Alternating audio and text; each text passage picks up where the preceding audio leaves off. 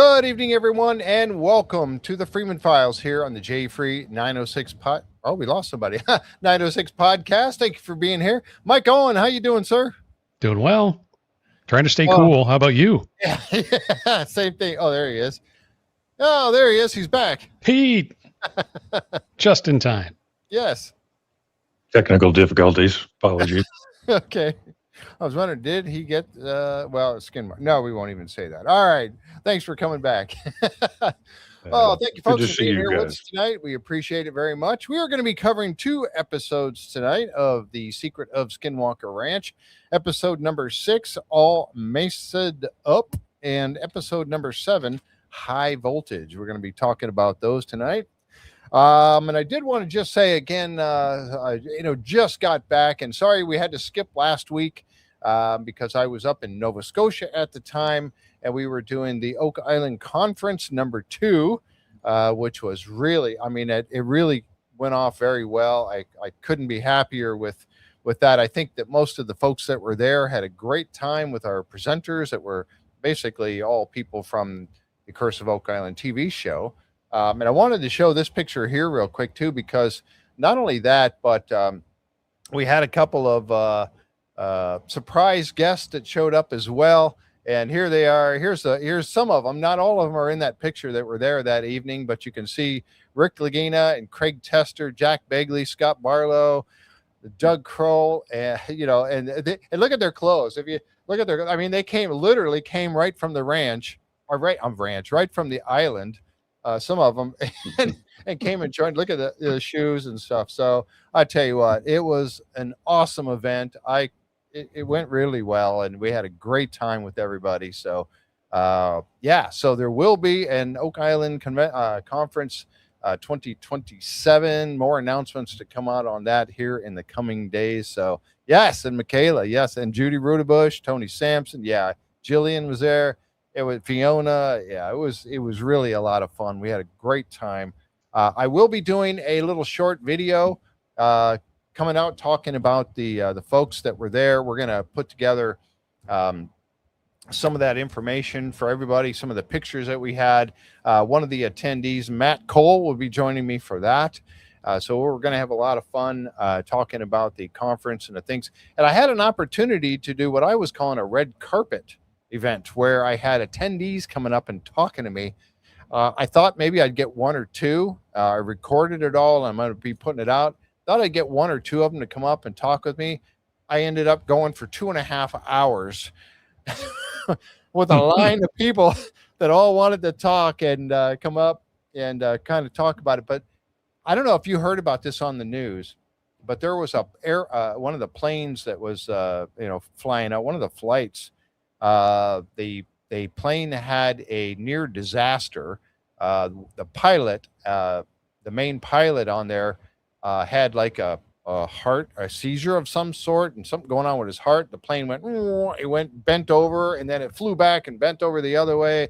Everybody was screaming. Yeah, it got diverted to Air Canada got diverted to Boston.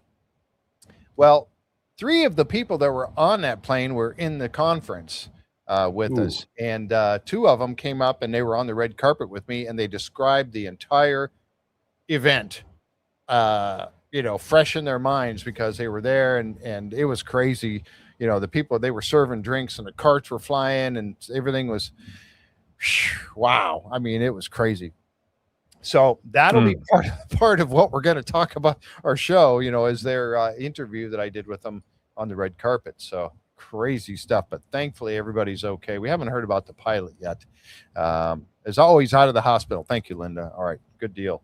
But that was pretty scary. But anyway, all right. So we'll be talking about that. Now, next week, we're going to be talking about episode number 8. And Pete, you're welcome to join us as always.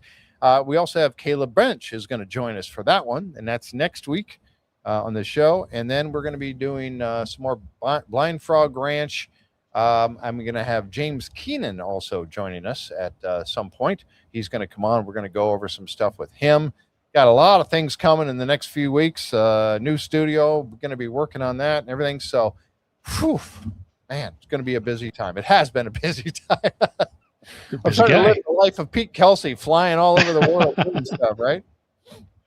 reminds me of something my mother used to say that still makes me laugh is, other than that, Mrs. Lincoln, how was the play? Yeah, yeah. Yes, exactly. So, oh my goodness. Right. So let's see, what else have I got here? Oh, and for those of you, I tell you what, now once things get settled down here, I'm going to be heading for, in September. Got everything, all the plans are being made to get ourselves over to Utah, Vernal, Utah for Phenomicon. And I got a feeling we may see some of this going on again. Travis rocking it hard with Jay Stratton. And who's that guy way in the back over there? Oh, that's our good friend Jim Kelgard. So, yeah. So the band is going to be performing. I think the word is out, right? Michelle might be able to confirm. Yeah, Crazy Jim. Yeah, so we're going to see the Hitchhiker playing at Phenomicon again. So that'll be. Did they play last year? Mike? Oh yeah, you Yeah. betcha. Mm-hmm. So great times. I missed it last year. I couldn't go. So yeah, Taco Jim. Yeah. So looking forward to that. So that'll be coming up here in a couple months. We're really excited about going out there. Pete, you doing a presentation this year? I'm not quite sure yet. Oh. I know. I got word. I guess some folks are going to have lunch with me, that's going to be Sweet. fun. I love those add-ons. Nice. If I'm doing anything like a talk, I'm not. I'm not sure yet. Wow. Well, that'd be great if you did. I know the one that I watched with you, and it was outside on the side of the building that one year. It was with you and Eric Bard. That was great. I enjoyed that so much with you two together. That was out fun. there. Yeah, it really was. All right, let's get started, shall we? Got a lot of stuff to cover here tonight. So we're going to be, as I mentioned, Secret of Skinwalker Ranch, episode number 6 and 7. And as I always say, folks, if you haven't already, please consider subscribing to the channel and click on that notification bell so you know that when we have new stuff coming out. All right, so we're going to start off with episode 6. And it began with the team in the command center. And there they are there, and they were meeting with Jan Franke, Dr. Jan Franke, international GPR expert. Oh, there you go. There's Michelle. But things can change. Bridget mentioned it, so yeah. All right. Well, you can wing. No pressure. Yeah, no pressure. Yeah. Shadow puppets. Yeah. Yeah. So Jan Franke was out there, and we waited because he had done surprise. He had done some GPR work up on the mesa, in the actually down the tube, I believe it was, down the borehole number 2. I think it was 2. The one on the east side. 1. He had done it. Borehole 1. Was it? Yes. Okay. Borehole 1. Thank you. He had put that little sled unit that he had down through there, and we were, waiting for his data to come back so we could have a look at it. So he is there in the war room. There it is there. So you can see it going, the little drawing of it going down in there. And then he was doing a new one. We'll get to that in a minute, where they were working his snake GPR down over the front of the mesa down and doing a little run around over there as well. And you remember, it's all because of this anomaly that he found initially when he and Caleb had run the GPR unit across the top of the mesa up there, finding that anomaly that's up there. But unfortunately, the data wasn't really usable. And this is one of those times, and Pete, maybe you could shed some more light on us, or Mike. It was unusable. It didn't get any results at all, as far as I, was told. Well, there was data, but it was unusable, right. Nonsensical. Right. And the best part is when, Jan's reaction to that, which is, Skinwalker 101. It's like, I've never seen this before. I can't explain it. That's the good stuff. Yeah. I don't know. Something was it seemed like maybe something was interfering with it. Yeah, Mm-hmm. for sure. Looked like it Mm-hmm. got overloaded with other signals that masked what they really needed to see. So there was too much noise on Skinwalker Ranch. Go figure. Yeah, go figure, right? The actual line, he did have the line of where they were walking, and this is it here. It shows the actual path that they took. And then they got down to the bottom and they did a little walk. You remember hearing him say something about going through the parking lot or whatever, and then finishing it up. And yes, somebody put intention in the chat there, and you wonder about that. I mean, is it something that was done purposely by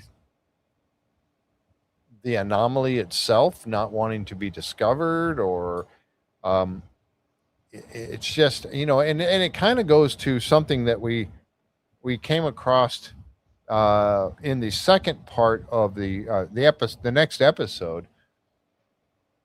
Could it be completely off based upon that good old GPS. right? Yep. Yep. I wasn't aware. Well, I guess I was, but not fully understood the whole idea behind the GPR using GPS. But it has to, so it knows where it is, right, Mike? Is that how that goes? Sure. Yep. And no how different often? Go ahead. Than the photogrammetry that Pete does or anything else. It's got to have a frame of reference. Otherwise, it's not going to know where to put the data, how to organize the data. So, yep. Yeah. So, wow. So, and, as we got to the end of the second episode number 7, and I was watching, I think this actually may have been on the Behind the Gates where they talked about this a little bit, but could that have thrown off his original GPR data saying where the anomaly was in the first place? I mean, the answer to that is it could very well have, right? Yep. Yeah, you can't discount that. No. You have to consider that. Right. Yeah, definitely have to now. And they did to get that data. He did go back and forth many times. Yeah. So, it would have had to have taken multiple passes to be disrupted, each equally in the same location as he went over the anomaly, to say that the anomaly isn't really there and it could be shifted, 50 feet, 100 feet west or east or north or south. I mean, we've seen it go all kinds of different directions. Yeah. So, and if you sort of play that forward to, based on that data, all the time and effort and expense of drilling, to just even consider that for a second, we're in the wrong place is just, that's too painful. Yeah, absolutely. And you can see the lines, these black lines you see here on this particular one is the actual path that they dragged that snake GPR unit back and forth across the top of the mesa. So you're right. It would have had, and you see, this looks like a pretty uniform line of some sort of anomaly down there from north to south. I think that's right. It might be a little bit northeast to southwest, but runs across there. Is that why they missed the intersection borehole too? Yeah, maybe. Yeah. And you can't, like Pete said, you can't rule it out. So yeah, and that really, because you see that, and as we're going to go along here, they had actually, missed it. And we'll get to that, talking about it a little bit more, but they've already done 2 boreholes and they're starting a 3rd by the end of this episode 7. And the results were disheartening in a way, for sure. So, but the one thing that I remember that Jan was talking about, and I can't wait to talk to him about this some more when he gets to the point that he can talk about it, is this new piece here. And I got this other shot right here, and he's holding this thing up in the screen back there, and he called it coded sequence radar. Coded sequence radar. So it's actually encoded to protect it from being manipulated or interfered with? Is that? Yeah, it sounded like it would be an encoded signal that can only be decoded by his receiver. Right. So it will only hear its own signal. It won't pull in any of those other miscellaneous frequencies. So that seems like a good way to go. Yeah, absolutely. And hats off to Jan Franke for being able to, oh, well, here, let me try this technology. Right. And I'll make my own circuit board and I'll have this all fixed up. We'll try this. Right. I mean, yeah. Oh, you didn't like that? Let me invent something new. Yeah. Right. Yeah. Which, you know, you just, at first I was kind of like, wow, did he really? Oh, it's Jan. Yeah. He did really make something like that. When they said they were moving to the third hole, I told Jay, they were Oak Island now. Yeah. Yeah. Yep. Yeah. That whole conversation of, well, we got down all the way and there was nothing. Oh no. Well, let's move over. Yeah. I'm like, that sounds familiar. Prometheus. But like Pete said, the time and the money and the effort to go through this is just, and it makes it so frustrating. You're like, this is where it's at right here, 33 feet down, nothing. Wait, what? Yeah. Right. Based on what? GPS dependent data. Yep. Well, what have we learned? Trusting GPS at that place is, you know. Don't trust it. But again, what else can you do? I mean, you got to, you know, so try something new that Jan created, decode or coded sequence radar. Okay. Maybe that. You might want to come up with a sexier name than that. What would that? CSR. Your mission, Mike, if you choose to accept it. Exactly. Come up with it. Mike, that's your homework for next week, is to come up with a sexy name for his coded sequence radar. Yeah, engineers are really good at that kind of stuff. Exactly, right?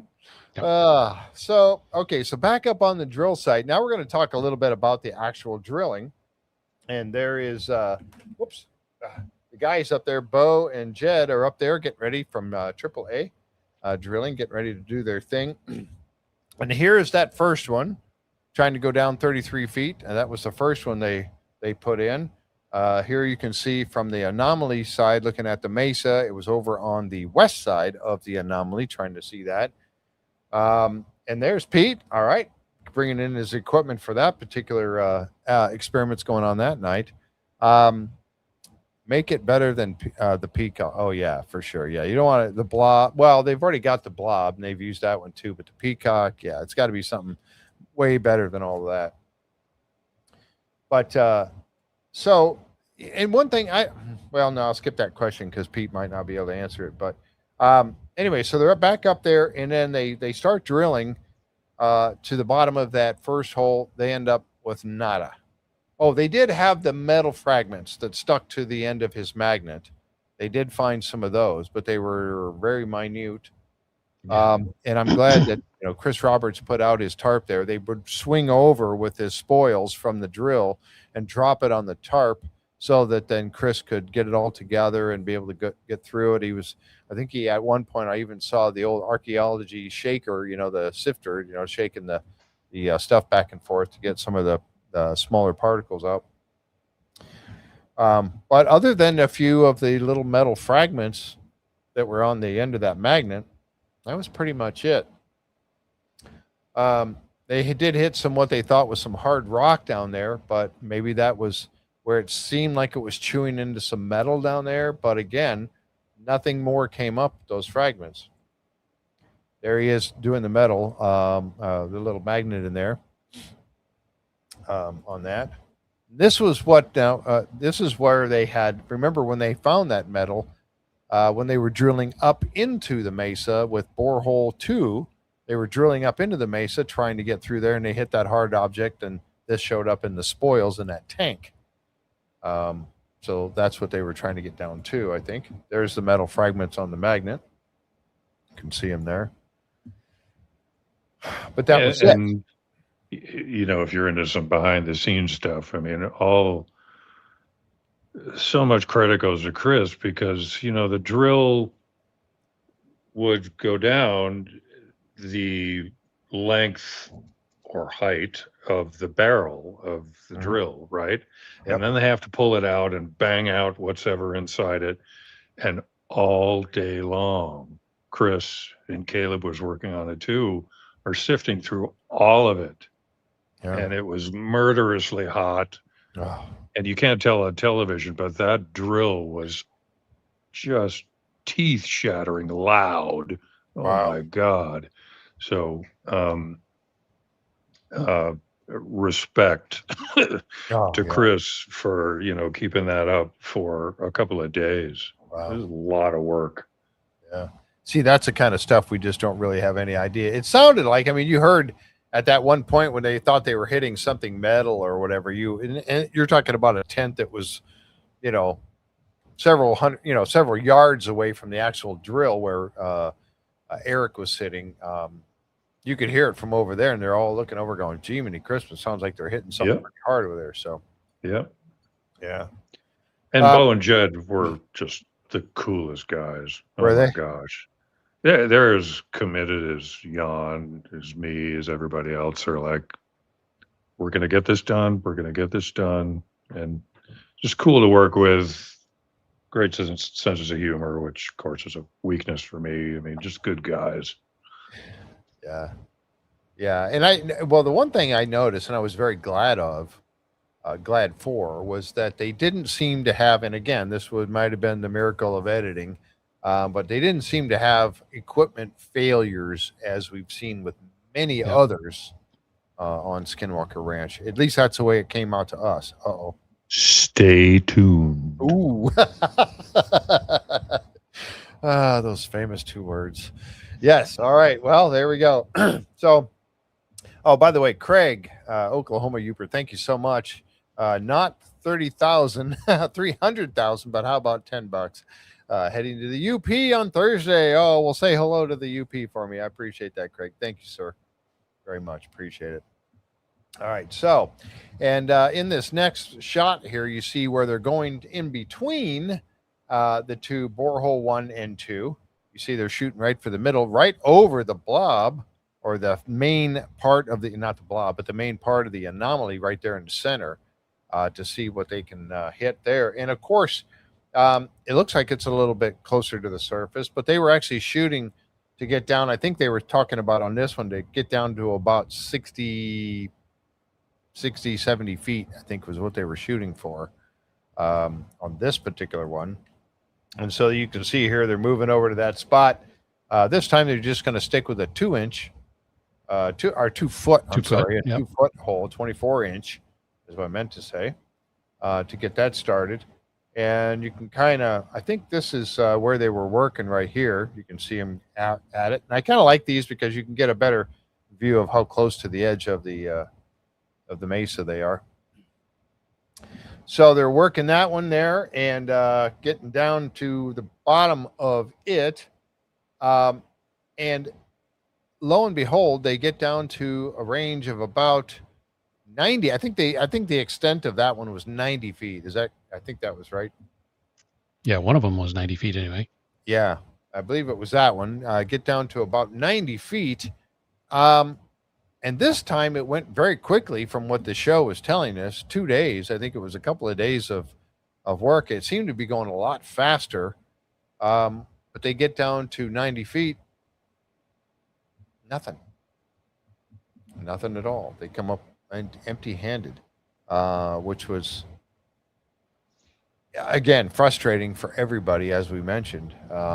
Frustrating and kind of impressive that they were able to go down that fast. I mean, compared to the horizontal drilling, I mean, that took all summer. So 90 feet straight down, and that was a big bore compared to the horizontal drill. So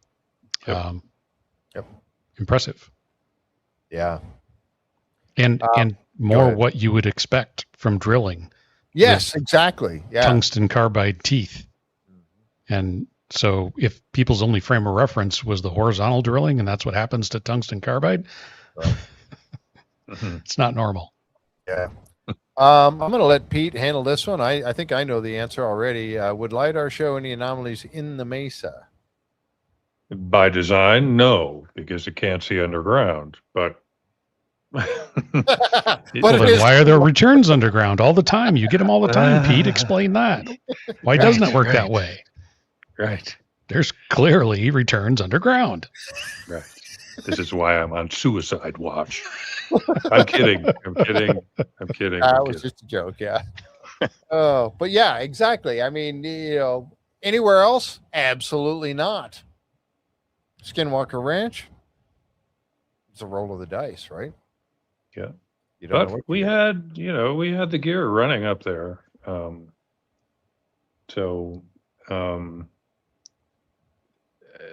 That's not that. How do I put this?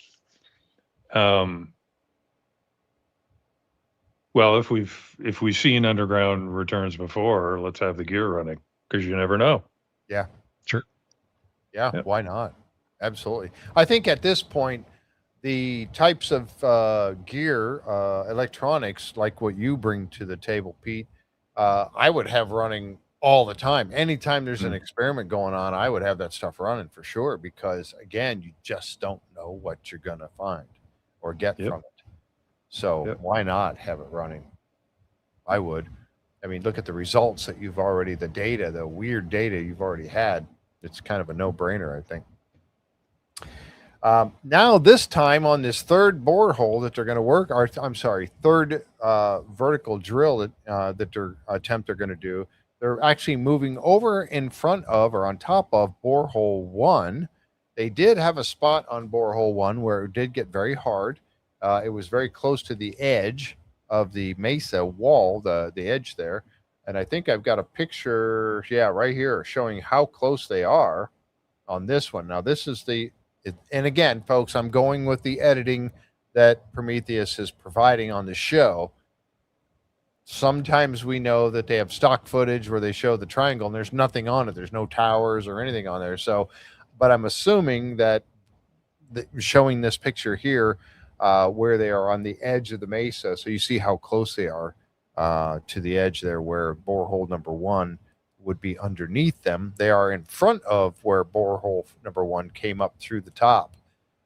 So they're to the south of that, to the edge of the mesa. So this is where they're drilling now. And I think they're going to go with the 24-inch and see what we get. And this was actually on episode number 7. So I wanted to cover all of the drilling all in one segment here on the podcast, because we're going to get into the other stuff that they did later on. But high hopes for this third hole they're drilling from the top. We'll see what comes with that. And I think the extent of that, we talked about, it was 90 feet on this particular rig that they have. So yeah. Hey, and back there's another sort of subtle clue here, back to what I was saying about Chris and Caleb sifting through all that stuff. You see all those piles? Yep. Yeah, back here. Yeah. All of that.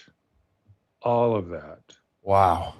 Through sifting, making sure you don't miss anything. I mean, it is an extraordinary Herculean effort. Yeah. Yeah. And it's just the two of them going through all of it, right? Yeah. Wow. Yeah. That's a huge job. And like you said, in the hot sun up there on top of the mesa, man, God, it was hot. Ooh. Yeah. Wow. And I know you cover up pretty well, and I know why, and I would too, honestly. I mean, yeah. It's the only shades under the tent. Yeah. So we're all fighting for it, right? You can only fit so many people under that little tent, right? You need a bigger tent like they had down below. Huge tent down below finally. Yeah. Don't think that topic didn't come up. Oh my goodness, yeah. Wow. But yeah, so there you have it. Okay, so that's the end of the drilling. I guess we're going to see, hopefully we'll see some results in episode number 8 of exactly what they're finding up there. If in this final, or this particular borehole. How many they drill, we don't know yet. Stay tuned. We'll see if they hit something here. If they don't, then they have to move. But again, as we mentioned, it's got to be so frustrating that the actual data from Jan Franke's original GPR, because it's based on GPS, could be off by 2 feet, could be off by 100 feet. We just have no idea. You've seen some of the LiDAR returns that that Pete gets, where it shows things miles away from where it's supposed to be. So, think good thoughts. I can't go down that path. Yeah, I know, but think good thoughts. We'll see what happens for sure. All right. Okay, so they can get over. This is again going back to episode number 6. They get the team from Sky Elements back out there once again. Love these guys. I love seeing when they come out. And there's Preston Ward. Brings his team out there to get ready for another experiment. And this, and again, we go through this so many times talking about why do they shoot all these rockets? Why do they keep bringing the drones back out here? Because the drones are getting them good data. I'd stand by that all day long because of the different things that they've done, including this particular experiment this night that they went through. They kind of did a look back here at 3 weeks ago when they just had them out and some of the stuff that happened with that one. And they were testing the thickness of the bubble wall. And they came up with that 120 foot thick. That's pretty incredible.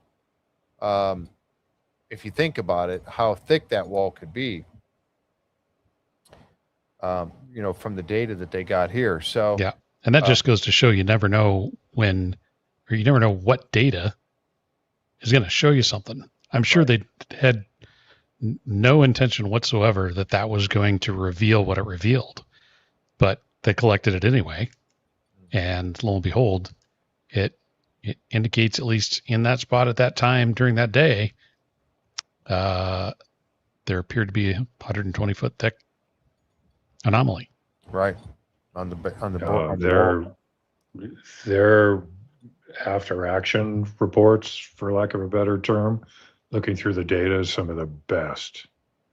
I mean, that one, and then I know you'll be talking about the next one, is sort of underplayed by television. Yeah. But I know everybody's paying I know everyone is paying really close attention to this. Between that graph, and I'm sure you have the next one coming up. Yeah. So important. Yeah. Yeah. And it gets even, the next one, when we get to after that night's experiments, we get to the analysis. It is pretty crazy. So we'll come into that. There was a message up there a minute ago. Aren't they doing some cross borehole GPR and resistivity to find the anomaly from vertical scans? I don't know if you're talking about, I thought to myself, they've got this 90-foot hole. I'd be running a GPR down in that hole to see what's going on. Is that what you're referring to, John, with that? In the vertical hole? That's a good idea. Yeah. Yeah. Do you think they put a camera down those holes? Stay tuned. Yeah. Well, if I was going to spend all that time and money drilling a couple of holes, you wouldn't just leave the holes. Right. Yeah. Yep. All right. See any lawyers? Yeah, the ninja lawyers come down through the ceiling. Yeah. Yeah, exactly. You've got those holes drilled. One of them's 90 foot deep. Now they're going to do another one. The other one's, 30. I think they went down. It didn't go down as far as 90, I don't think, on that one. But would you not put something down in there? Yeah, to not capitalize on that investment of time and effort, we should all be fired. Right. Yeah. Absolutely. Yeah. So, all right. Stay tuned. Now, this particular exercise with the drones that they're going to do on this one is a neat pattern. But what they're doing is they're going back and forth and raising the altitude of the pattern, the drone in their square pattern, 100 drones, and they're moving back and forth across as they go through and staying within the triangle there. I was just looking at what Michelle said here. They didn't hit anything. Let's just move on and never look at that hole again. Right. Right. Let's You're fill it up fired. with dirt. Yeah, right. Yeah. Pour a bunch of water in there and see where the water goes. Yeah. So that's the plan for this particular one. Zigzag pattern as it ascends, as they ascend. I thought, oh man, how high are these towers? They're about 30 feet tall, right? Yep. Mm-hmm. Yeah, and there is Eric You up can there. plainly see his climbing harness. Exactly. Yes. Where's OSHA? That's exactly what I thought. Oh boy, it is captured on film. So yeah, there you are. If you're 6 feet or more off the ground, you're supposed to have a harness on. But whatever. Yeah, we're gonna pass by that. But just to climb up there, I think he's putting a camera or something up on top of there. That's Spider Eric.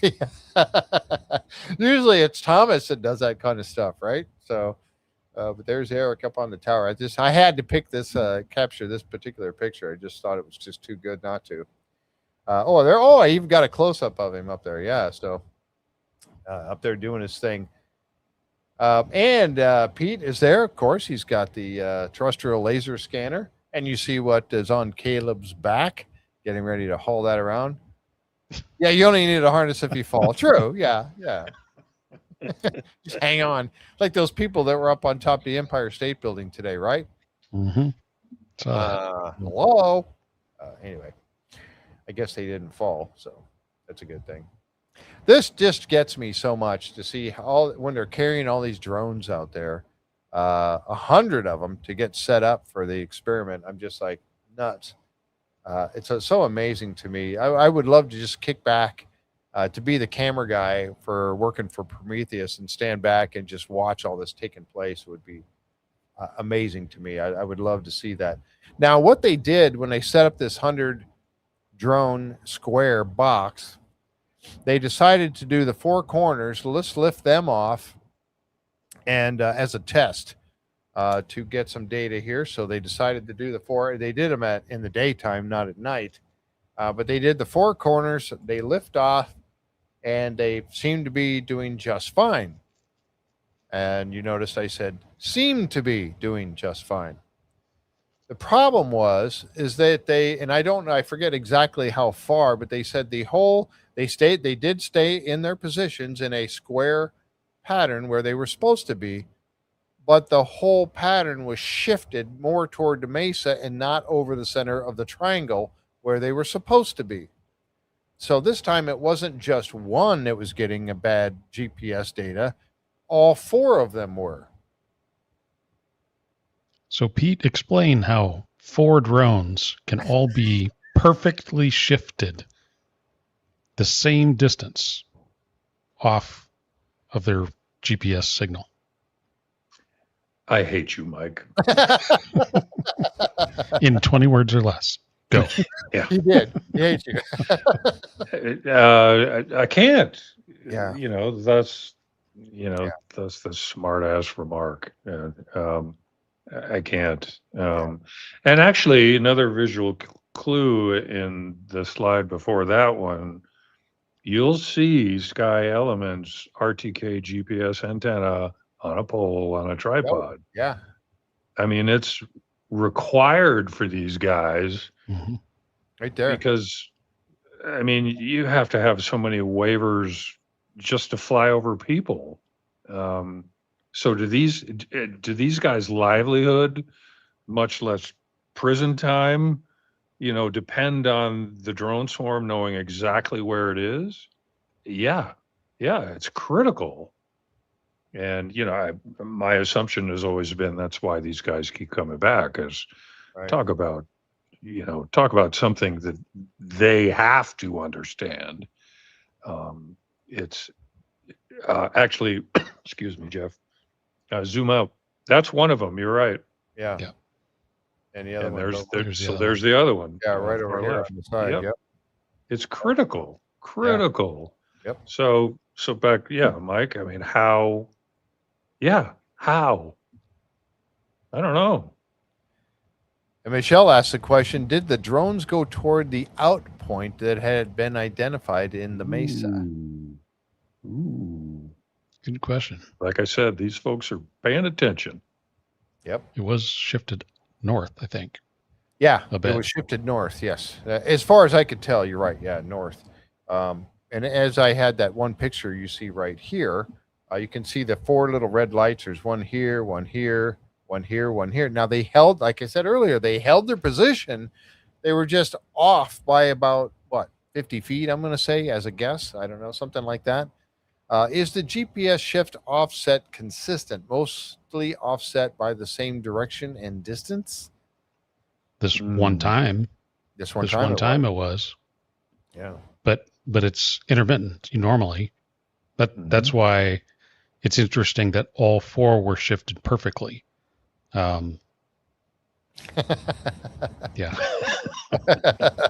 Thank you, Michelle's got my back. Yeah, there you go. Go right ahead. Yeah. But and you see this one right here. And Travis, you heard Travis yelling, that one's going to hit the mesa. It's going to hit the mesa. So they were that close to having a really bad day again. So they had to call them back, and they came back and they landed, and okay. Then they started preparing for their evening experiment that they were doing that night. So again, why? Don't know. I mean, they still don't have an answer for all of that. But there's another clue coming. Good. Here, tonight, now. You'll see it. All right, good. All right, so here's the setup. They're doing this back and forth with them as they go up. You got Jim and Travis over on the, that would be the eastern boundary of the bubble over here on the side. Thomas is right here. You got Caleb in the triangle getting ready to do his thing. I would imagine, Pete, you're over there with Caleb, probably in the middle of the triangle, I would imagine, with the terrestrial laser scanner, getting ready to do your work. And so they get ready, off they go. All of the 99 of the 100 get up off the ground. You can see this one sitting here by itself, not going anywhere. It just decided that I'm not going to launch. They also, when they first start, when they get off the ground, you see a little bit, you see those lines aren't perfect. Well, they're orienting themselves before they actually begin their task. And so it takes a moment or two for them to get their spot. I don't know if that's the way it's supposed to work, but they do seem to wiggle a little bit as they're getting ready to launch. And then up goes the FPV drone. Yeah, 99 of 100 is within the plus or minus for Skinwalker Ranch. Yeah, I guess so, right? Yeah. So he's doing the That's FPV a win drone. for sure. Is it what? That's a win for sure. Yeah, plus or minus. Yeah, it is for sure. Yeah, you get that many, you're definitely a win. So up he goes with this thing, and lo and behold, you saw it hit the ground. I mean, it was like, there it goes. Bam, That was right painful. Painful. Oh, I felt that impact. And it happened twice, right? That night. Yeah. At least for us, we saw it happen twice. It might have been more than that, and he was able to, he must have a box full of spare parts, because he got it back up both times and got it running. Because you're going to Skinwalker Ranch, bring plenty of spare parts. Yep. Sorry, but could something be interfering or messing with the satellite GPS is using in the area? Yes. It is absolutely possible. And Pete, can you confirm that those systems are using the GNSS global navigation satellite system? And when people use GPS sort of generically, like Kleenex tissue, when they're saying GPS, they mean the GNSS. So they're using all available satellites, not just US GPS. Any available satellite to help lock on and get the most accurate location possible. And yet, consistently at Skinwalker Ranch, that doesn't happen. It gets disrupted. And sometimes it's disrupted evenly, like those 4 drones, and sometimes it's just scatters it. So And other times it seems to work just fine. Yeah, that's actually a good point. And I forgive me if this is too deep into the nerd weeds. Oh, but please do. Please jump in there. This is not possible. You got a lot of nerds here, so dig. Nerd one. Starting. Well, I think I used the term a few minutes ago, RTK GPS. So RTK stands for real-time kinematic. Basically, for those of you at home, if you hear RTK, that's touching on what Mike just spoke about. It's like, look, we're not talking about, the GPS in my phone that can, get you to, buy toilet paper and not get lost. Mm-hmm. It's survey grade. To Mike's point, there are a lot of countries have their own network of GPS satellites, because talk about a critical asset, right? For everything, basically. Yeah. Absolutely. Civilian, military, everything. So a lot of countries have their own network, and most of them tee up their data, their networks, their satellite networks to be used, which is great because the math, which Mike could explain, the more satellites you have, the better the math is going to be, which means the precision location on the ground. So your phone can get you, 3-4 meters, but RTK's survey grade GPS can get you centimeter. Wow. That's the difference. Yeah. So thanks, Mike. And I appreciate everyone's patience in going down Nerd Alley. No, that's great stuff. In other words, it damn sure better be right on the money when these things. Yeah. And here we go. I'm going to show you the next picture of when these drones came down and landed. They missed the pad almost. I mean, they should be right in the center. That's where they took off. That's where they should be landing. They did not. And they were all, they were all shifted over. A great example. If Sky Elements was not using RTK, I would expect those drones to land within all over, scattered all over the place. But using RTK, assuming you've got a good fix either from a ground-based space station, which you saw they have 2. Yes. Or using publicly accessible permanent networks that counties all over the U.S., maintain, that's why that's so weird. So if somebody is thinking, well, the drone was only, less than a foot off.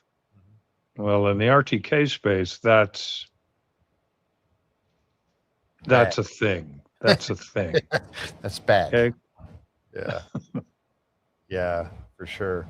So it shouldn't be. I saw a cat ask the question, and she asked me this, I think when we were at up in Nova Scotia, but when the FPV came crashing down, did anyone else see the little white light rise behind it? I did not.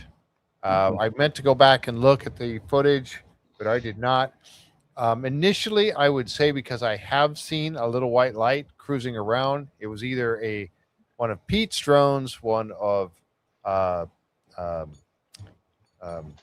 Prometheus.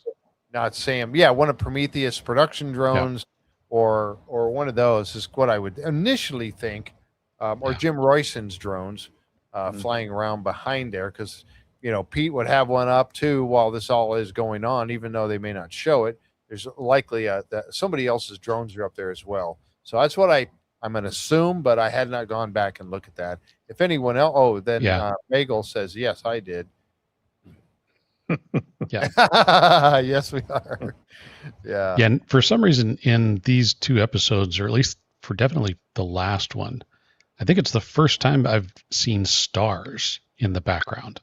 And I know as soon as I saw them, I'm like, folks are going to misinterpret that and think that those are a constellation of UAPs back there. But normally we don't see the stars, if it's the lighting or the aperture of the cameras, whatever, but you could see that.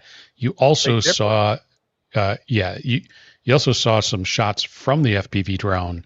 And if you're not used to how those move, and you're seeing something else and you don't have a good frame of reference for what's in the background, parallax is very bad, or prominent. It's not bad. It's just it's a much bigger factor when you've got, you're looking at something that's moving and you are moving from the perspective of the FPV drone and moving pretty quickly as those often do. So yeah. And they also, another characteristic of FPV drones is they are so fast. Yeah. I mean, they're in a sort of a class by themselves in terms of FAA, blah, blah, blah. We're talking about 100 miles an hour. So it's beyond the capability of my central nervous system. I can't. Yeah. Maybe when I was 30, I could have done that, but today, not a chance. Things are happening way too fast. Yeah. You got to be like a Formula One driver to be able to do that. Oh, yeah. That kind of stuff. Speaking of which, they just used a drone for covering the last Formula One race. Yeah. And people were thrilled. It was amazing. No trouble keeping up. No trouble keeping up with a Formula One car, the fastest race car on the planet. Most agile race car on the planet. And no trouble. Wow. So I'd be afraid of crashing it into the car, into the race car, or somebody else, They stay up pretty high. Yeah. Oh, yeah. Well, yeah. Well, they're also really small. That's the other reason they get away with being able to go so fast, because they're so lightweight. We also saw them in the Winter Olympics, which was amazing. Following, right over the shoulder of a downhill skier going 70 miles an hour. It's amazing stuff. And it takes really good skill. Yep. And you're going to crash every day. Every day. It's just part of it. Yep. But they're so small, the mass is so small. Yeah, they get damaged and banged up. But the one thing I've noticed about FPV pilots is they always show up with half a dozen of these things. Yeah. Yeah. Yeah. They would have to. One thing to note too, that I did a little bit of research on those because I don't, because I crash more often than most. I don't yet have DJI goggles and cameras because they're expensive. And one of the things that people should know so what we talked about last time was what he said was I lost video. So his video went out. He still had control of the drone, but with goggles on, if those go black and you're not able to have line of sight to the drone, even trying to fly a FPV drone by line of sight is difficult enough as it is. But if your video goes black, you're headed for the ground one way or another. At night. At night. Yeah, exactly. At night. Good point. DJI goggles are not like the analog transmission that I use, which is very simple. Just transmits in any direction, and anybody with a receiver or those types of goggles that's on the right frequency can see what the camera on my drone is transmitting. DJI, the goggles communicate back to the drone and feed it information on the signal and how good the signal is. And it can adjust real time, multiple times a second. I mean, we're talking a computer, right? And it's telling it how to improve the signal to make sure that video is the best possible video in any condition. And it blinked out. It's blinked out. That's what, third, fourth time now that's happened. Yeah. That should not happen with DJI, who's orders of magnitude ahead of the industry with that type of stuff. They're just phenomenally scary good. That's great information. Thank you for that. Because you wonder about that. What if you lost video and there you go. So it's trying to get the best signal possible by relaying the information back and forth. That's really good information.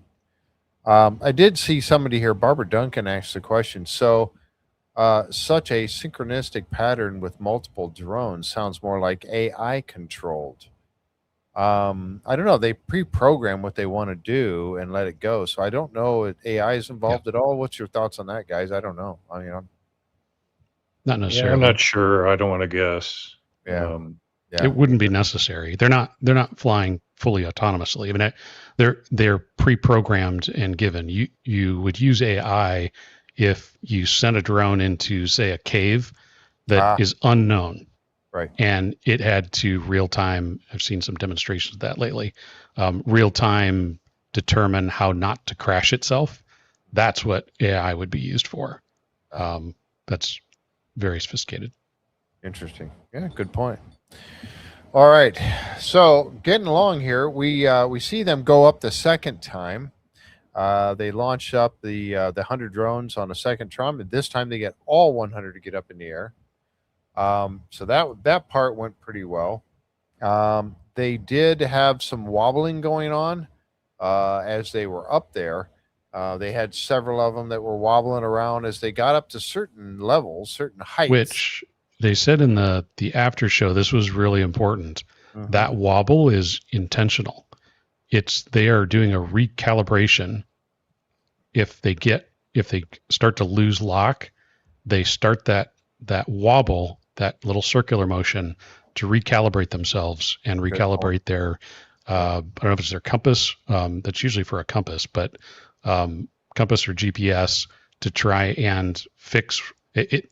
It's recognizing that something is not right and it needs to reset itself or recalibrate its system a little bit. So they are trying to fix themselves real time when they're doing that. So interesting. That was good to hear. Yeah. Yep. Yeah. So that wobble is good, even though it means that it did lose its position. It's regaining, or it is losing its position. It's starting right. to have issues and hits a threshold. I'm sure is pre-programmed that if it starts to lose lock or doesn't have enough information, it will go into that pattern that I'm sure is designed to keep the drones from hitting each other. They can do that pattern without hitting one another. Right. So yeah. And you need that lateral movement to reacquire lock fix. Yeah. Makes perfect sense.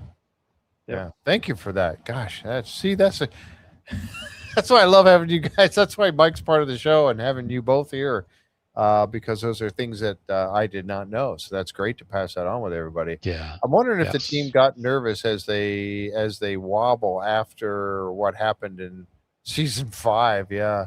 Yes. Yes. Probably would be good to be nervous. Yes. Yeah. See everybody start heading close to the trucks in case we have to dive under them. Yeah. Right. Yeah. Oh my gosh. Yeah.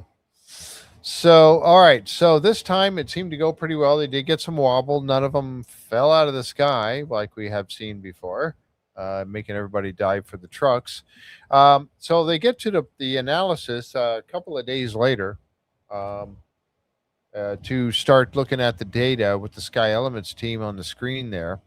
And this is where we begin to look at the data.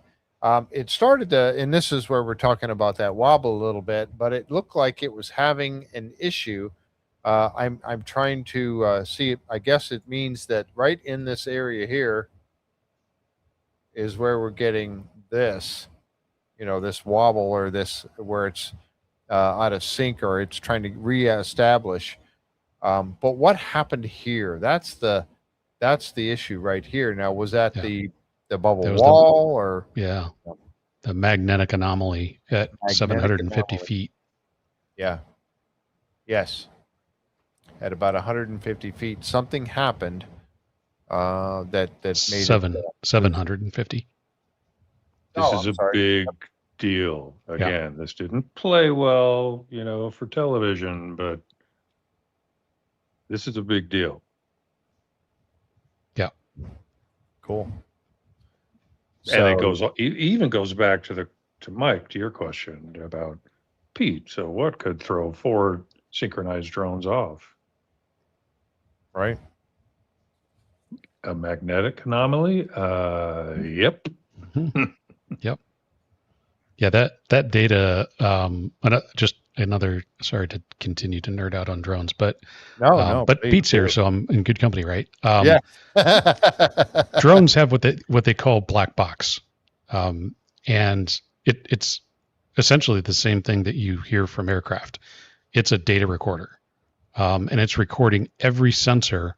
That little picture that you showed there, Jeff, on there at the bottom, it records every sensor that drone has, and they have a lot of sensors, and gyroscopes and multiple, and you can essentially load that into software and replay every move the drone made. It will animate it and show you exactly everything that happened. In addition to the vibration level caused by each motor individually, the level of information is staggering.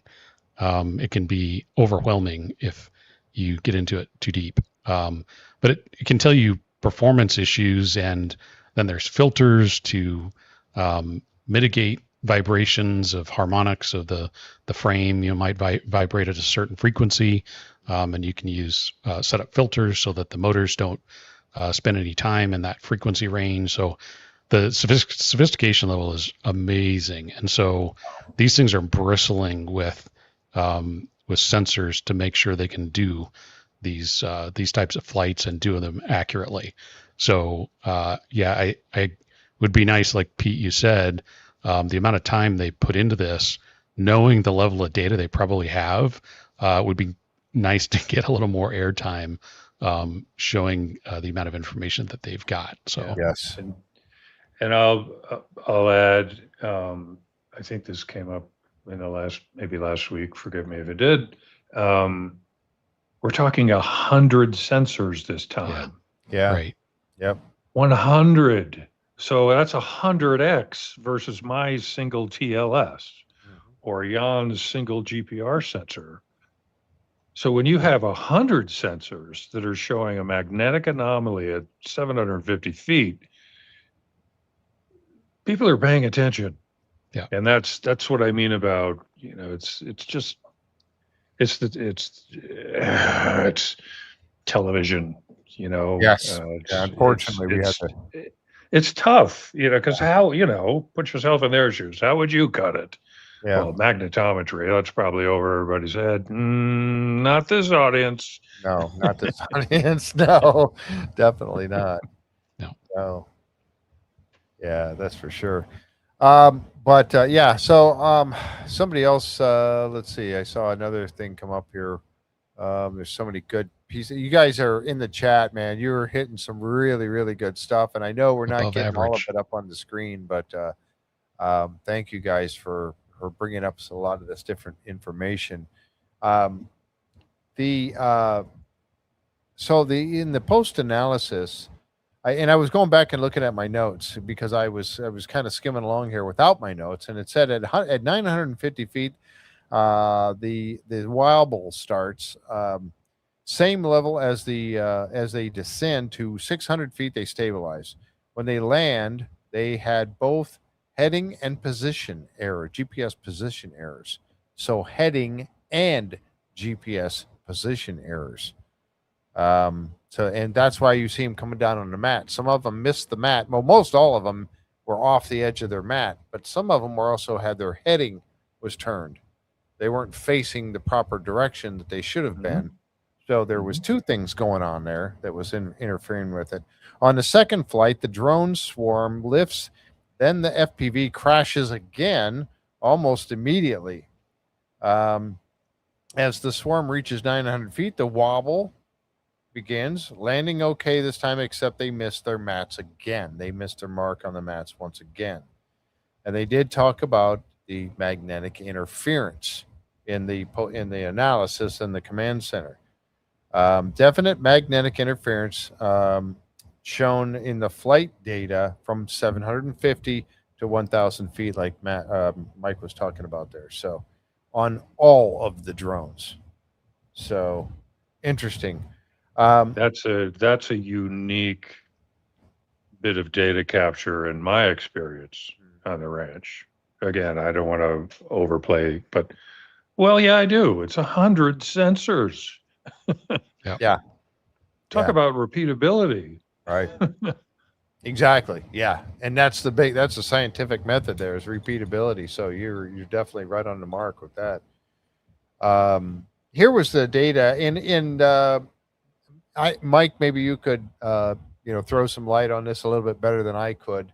But this is the wobble they were getting or the data they're getting. I think this was the actual trajectory of each one, correct? Let's see. Yeah, that was as they ascended. You can see they lifted off down at the bottom left, and then they moved over to the right, and then they went straight up. Yes. So yeah, that would have been the wobble. Yeah. And that the right side, the gradient magnitude, rate of change. So. Ooh, anybody but me notice the altitude? Mm-hmm. What is it? It's in meters. It's in meters. It's in meters. Yeah. Ding, ding, ding. 1,800 meters. Right. That's Oh God, I'm going to wind up in court. No. We're certain we don't know what you're referring to, Pete. But it's okay. It was publicized. Okay. There it is. This played in the TV show. Yep. You guys pay attention. 1,800 meters. God, what's the math on that? Basically 3x 1,800 in feet. Yes.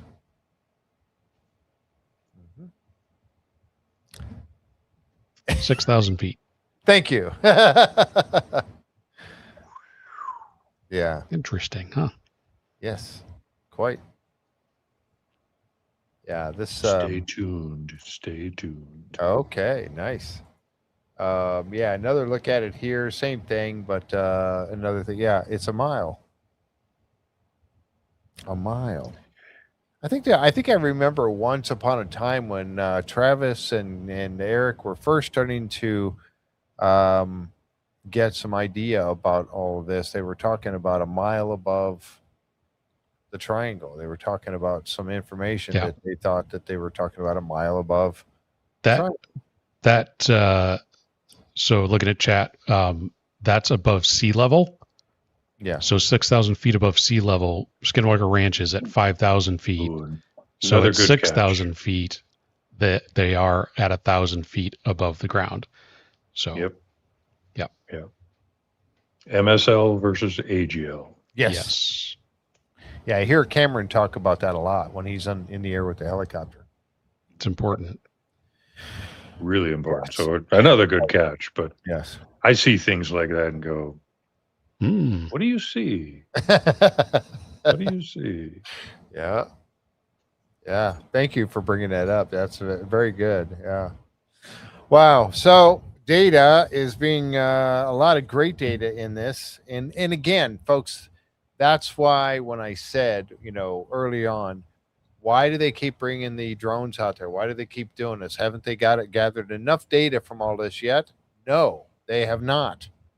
Because every time they come out and they do something, they're getting more really good, interesting data to add to this whole thing. And at some point, they keep coming up with different ideas. Well, let's try this and see what we get. And they're always getting new stuff. So it's, you again, with the rockets and everything else that they're doing, you can't get, I don't think Eric would be sad. You can't get enough data in all of this stuff. Yeah, no such thing. Yeah, no such thing. All right, so that wrapped up episode number 6. So we're going to jump over to episode number 7 and keep moving along here because I apologize, folks. It's going to be a long one because we're covering 2 episodes here. So bear with us as we go through. Strap in. I'm just getting warmed up. We're just getting warmed up because the night's experiments that they did last night were really, really interesting. And again, it's one of those times where you watch it initially, and this is why I think a lot of people love when we do this because we really dig into this a little deeper.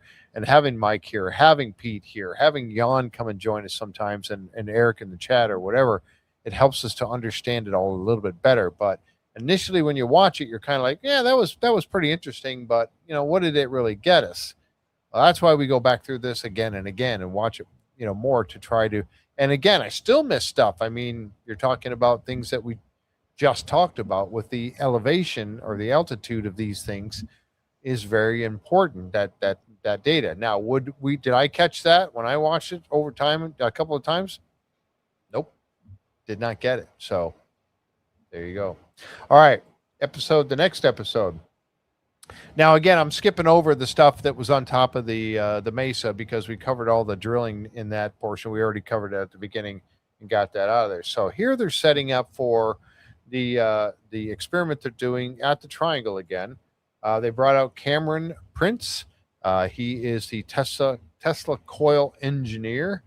And somebody had gone back. I saw on Facebook somebody had gone back and taken a look at some of the data and the experiment they had done with the Tesla coils before, when they had set up those little mini ones on the ground there. And those guys were standing there with fluorescent tubes in their hand, and they were all lighting up and whatnot. But how they were arcing to the Tesla coils were arcing to these grounded rods. Very, very interesting on that as well. So they've been messing with this whole Tesla coil stuff for quite a while. These things are just awesome. I mean, are they not really cool? I mean, look at them both. They're just like, and again, this is one of those times where I would love to be, I pretty much love to be a cameraman out there all the time. But you get to watch this stuff in action as it comes out to the ranch. They bring these guns out. There they are laying on the table, these two massive things. Here's the backside of them. And again, you'll see here in just a little bit as they get suited up to wear these and do this experiment. Travis did a series called Tesla Files. It was really cool. Oh, I did not know that, Michelle. Interesting. Yeah, it does look like a ray gun, John. Okay, and again, they have their antennas. You know that they're dealing a lot of times with these 1.6 gigahertz, 1.2 gigahertz. Lately, they've been getting a lot of the 33 megahertz, which was the beacon for the drill that they had. It was transmitting at about 33 megahertz, and all of a sudden they start getting this signal quite frequently when they are doing experiments.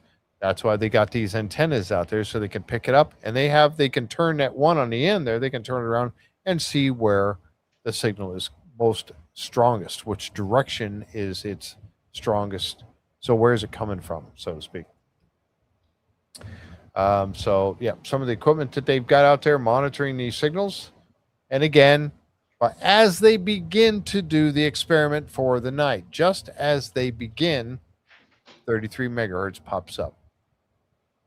And not only does it pop up, but it pops up in a strong way.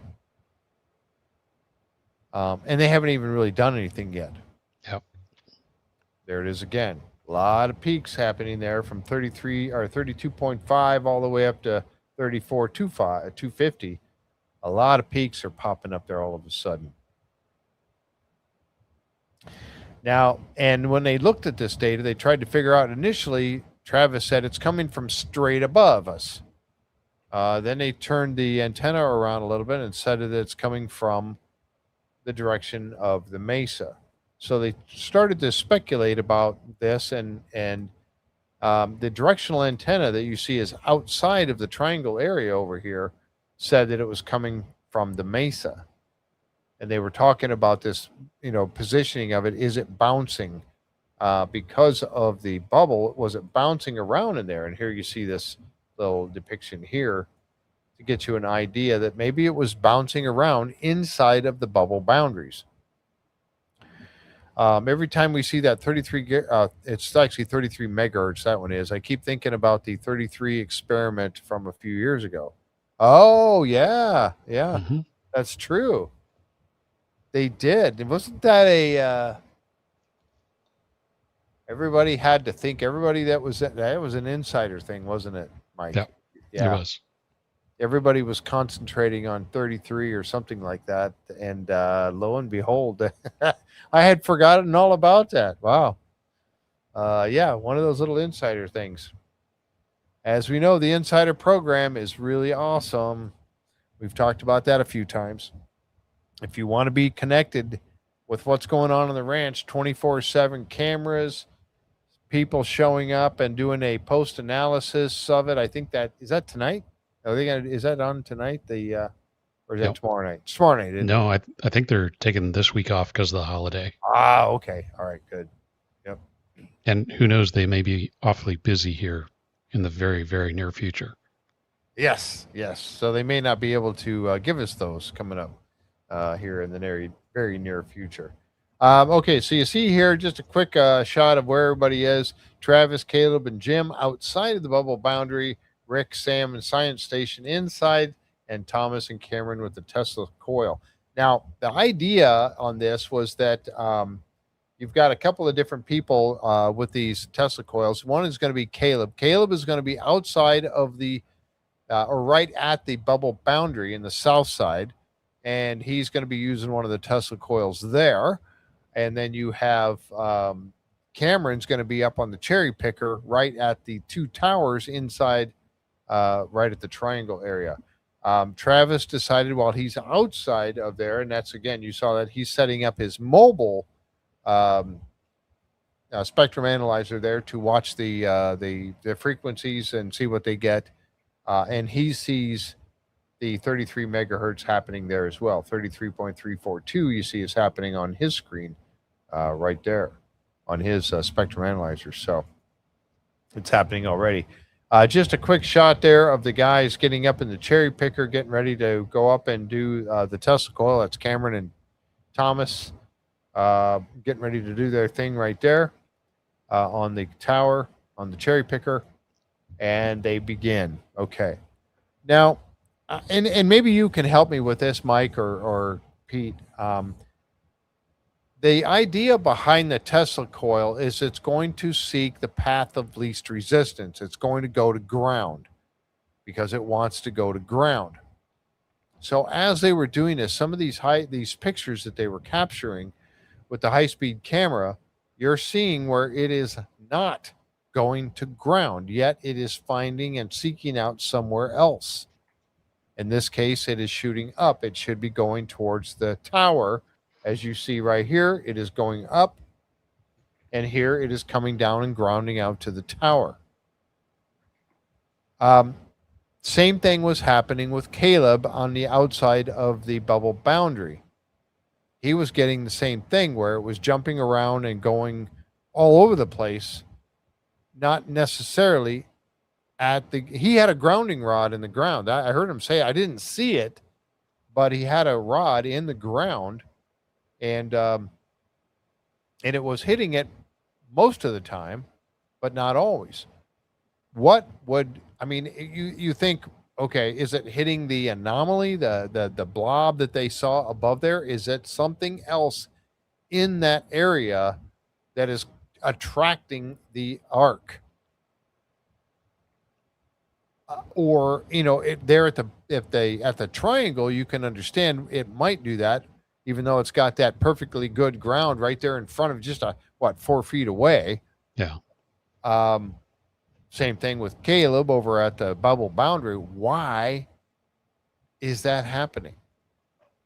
I mean, what in the heck would cause that? Is it seeking a different ground? Yeah, you're right that the normal would be that it would seek the easiest path to ground. Right.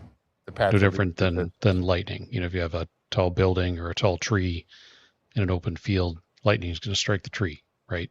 Yep. So I would have thought, and again, Eric's metaframe was very helpful to see many of those arcs all at the same time. And what you should have, and it doesn't mean that every single arc would go to the ground, but you should have seen a definite bias towards going towards the tower. And there wasn't. In fact, in the one shot, there was more going up than there was any other Correct. direction. Yeah. So again, that's not normal. No, it is not. That's not what should happen. I mean, it would have been nice to have seen, even if it wasn't, it was just B-roll footage or something of one of those operating next to, not on ranch, and show the normal mode of operation when it's next to a ground. See what it looks like in open air, and then show what it looks like with a grounding rod right next to it, and then people would have a better idea of what it should look like. Yeah. Yes, it was grounded, Bagel. 3312. It was grounded. The cherry picker, I call it a cherry picker. It's the lift that they were on. Yeah. Was grounded. I think one of them said that. I think Travis actually said it during the show. Because some of the arcs actually came back towards it. And then there was a grounding rod that was, I mean, you see that. I mean, I would almost, even though it'd be kind of fun, I'd be a little afraid, that's 300,000 volts. Yeah. I've been wondering, like, what are these things for? What? I mean, tormenting the cat? Yeah. What? I don't know. Anyway, it's so beyond my pay grade. Yeah, mine too. Oh yeah. I'm sitting quietly for a reason. I have no idea how any of that works. Yeah. A cloaked ship floating there might cause that effect. Yeah. I don't know. But it was almost like the ground, like the tower wasn't even there. Right. It was just kind of randomly and in a ball in all directions for the most part. And it shouldn't have been. It should have been biased towards ground. Right. I mean, you see this one here. It is deliberately going away from the ground. Yeah. The ground, the tower, which is grounded. Yeah. It's definitely going away from it. It's definitely long enough to reach the tower. It's 4 feet away. That arc is clearly long enough to reach the tower, yet it peeled up and away from the tower. Right. The main bulk of it. Yeah. You see it here from a different view. It's going up. And there's the tower right there. Now this one, it hit the tower and it was jumping around. We'll get to those, what he was talking about with the metaframe. That's coming up. And while this is happening, they're getting this 33 megahertz is going nuts, this whole range again. And you heard Travis say that when both of the Tesla coils were going off, the 33 megahertz was going nuts, bouncing. It was bouncing, and going nuts. A lot of it. Then they stopped and it went back to normal. And they started doing it again, and it started bouncing and going nuts again. So it wasn't just once it was happening. It was, right, it's amperage it kills, not voltage. Exactly, Craig. Thank you. But so I still don't want 300,000 volts going through me, but yeah, I get it. But it was really affecting this very much so. And you heard Travis also say that there was nothing. They checked these things out thoroughly. There was nothing on these Tesla coils that should be transmitting a 33.333.333 megahertz signal, or in that 33 megahertz range. There was nothing transmitting it. So why was this happening? And it was happening before they even fired the things up. It was they were getting the signal. And then it just goes crazy when they're doing it. And that's important because it is, I mean, the arc in and of itself is generating broadband impulse RF noise. It's blasting out noise. Yep. And it could have been that, but that 33 signal, the comb signal showed up before they even did the Tesla coils. Correct. So that was kind of key. And yeah, you can see they had multiple instances of this software network analyzer looking at different sections of the frequency band. Yep. So that one's at 342, one's at 325, but they kind of again generically say 33 megahertz because it's just in that range. And there's lots of points that it could be showing up. So they were looking at many different sections and looking at it close enough so they could get some fidelity on the signal. And that comb filter, I mean, it could be that the EMI being generated from those arcs is exciting electronics nearby, and they're generating the signal. Just no different than the fluorescent tubes would light up. That same effect can happen to electronics, and if it's a type of electronic that sends out signals or is transmitting, it could cause some weird effects like that. But the fact that showed up before they ever did the Tesla coils makes that very, very troubling.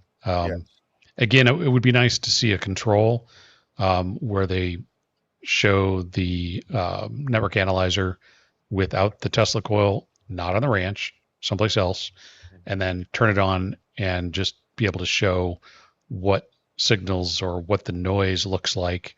It probably is that comb-like signal coming from the Tesla coil. Right.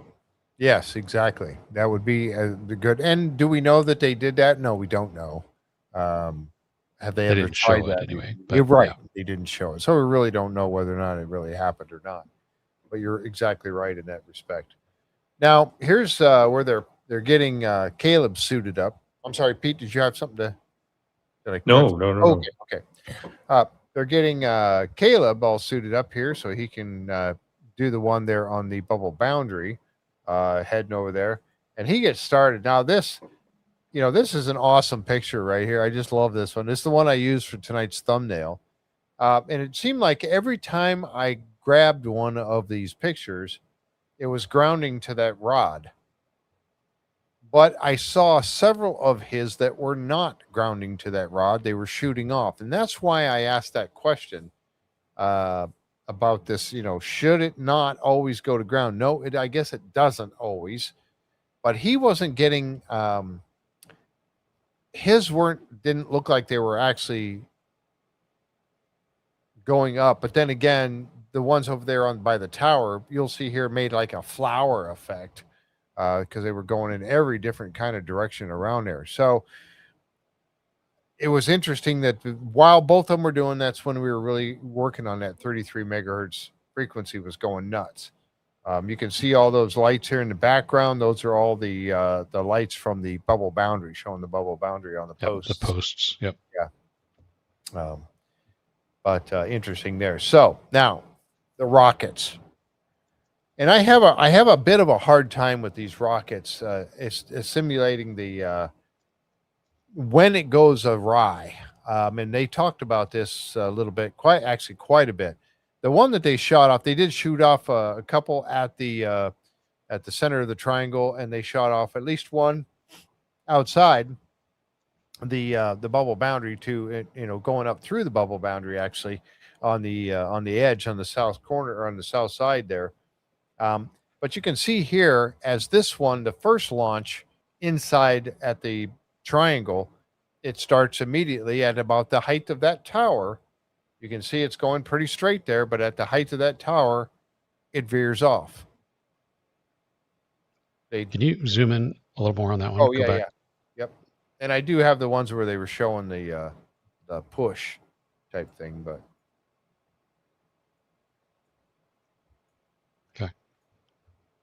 Now, yeah, it almost looked like it was going to the right a little bit, and then just when it got near the top, right, it kind of, that's what I saw. It kind of looked like it was starting to go right and then moved over, veered left. Yeah, that one there. And Thomas made a good point. There was no wind, so if there had been wind, that smoke would have already started to move. Right, and it's still perfectly kind of still where it was. Yeah. When it came out of the rocket. And the wind can push the fins on the rocket before it gets going fast enough for the fins to do their job and keep the rocket stable. Right. But there was no wind to push it. Yeah. Yeah. So why did it suddenly veer off that far? Some 100 feet in the air here, and you see the smoke is still not. It's still showing that line, but you see this thing going off. Yeah. Exactly. And at about that time, you've got Sam and his CO sensor. Actually, this is a 4-gas monitor that's going off here. O2 looks great. Yeah. LELs are looking perfect. H2S, none of that. That's hydrogen sulfide. Nothing happening there. And CO jumps up to 71 parts per million. And yet, I'm pretty sure there was no cars running in the area while this was all happening. And it was going nuts. It was just going off all of a sudden. Why? Who knows? But all of a sudden it was happening. And it's funny because he heard the beeping. We all heard the beeping. He opens up and he's looking at it going, oh, isn't that interesting? Now, they didn't all run or anything. It's CO. It's not like hydrogen sulfide that will kill you in seconds, but it did go off. And so I got a wrong picture in there. But it was going off. And again, you're like, why? Well, it seemed like something was starting to mess with the electronics again, a little deeper than normal. And we've seen this happen on all types of different equipment that they bring out to the ranch, right? All of a sudden, things starts to go awry with the electronics. And they lost two of their two of their sensor boxes. They lost two of them. We saw this happen they lost one a week or so, a couple of weeks ago. They lost one, and now they've lost two in this particular time. Again, why is that happening? Something's messing with the sensors. Don't know what it was. Yep. They launched one of the rockets at the bubble boundary, and look at that. I mean, it's not perfectly straight, but it's pretty damn straight going up. It's not being affected in the same way that the two at the triangle are. And this is the way they should launch, like this. All of them should launch this way. And again, you go back to, well, maybe they, messed something up on the fins or whatever. Travis knows what he's doing with these things. He's launched thousands of rockets probably. He knows what he's doing with them. So to have two of them at the triangle going awry, and again, 33 megahertz going nuts at the same time. It just, and I'm going to get to that post analysis here in a second when they were looking at the, maybe I can jump over there real quick, but they are looking at the rocket trajectory here. Let me bring those up real quick here. Bear with me a second. Okay, so this is where they're in the command center getting a better look at these. Now this one here, it looks even straighter than the one that I showed you going up, but you can see it curving off there. And you're going to notice this right here. And this is where Travis and them were talking about it. Okay, about the time that this rocket started going haywire was about the same height at the top of the tower, 33 or 31 feet or so, which is the same area where the Blob was found when they shot that rocket, and it actually seemed like it hit it. Now, Travis is showing here, you can get a better look at, that looks like it shifted it got pushed over the bottom section of the rocket. Looks like it got pushed to the side. It happened on both of the launches from the center of the triangle. And here you see, this is where Travis is explaining that. 33 feet, I don't know, 31 feet. That's about the height of those towers are about 30 feet high. So that's where it seems like it was going. And that's where they saw that Blob a couple of seasons ago. That was when the one rocket went up and hit it, exploded into it. That's why they've been messing with that particular height.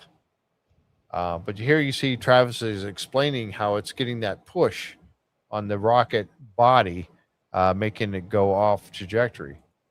And now here you see rocket one, rocket two, about the same height. And that's where you see this weird looking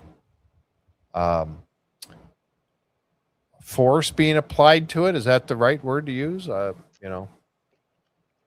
Yeah, there shouldn't be a shift in that white light coming from the rocket. That's right. That's the the fire coming out of the a lateral shift, because by that point, the rocket is, believe it or not, is damn near the speed of sound. Yeah.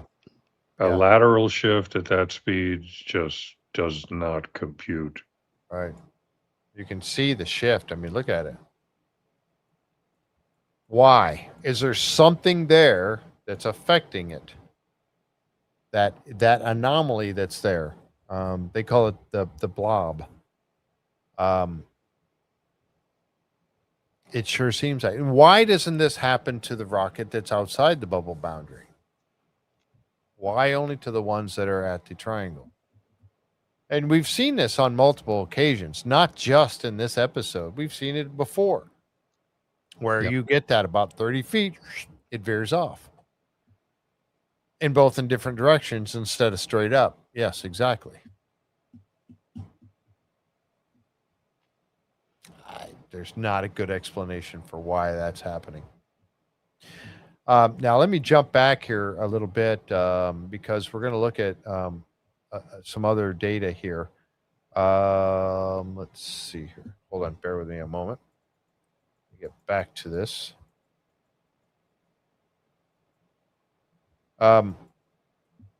This was where they were looking at the data in the command center.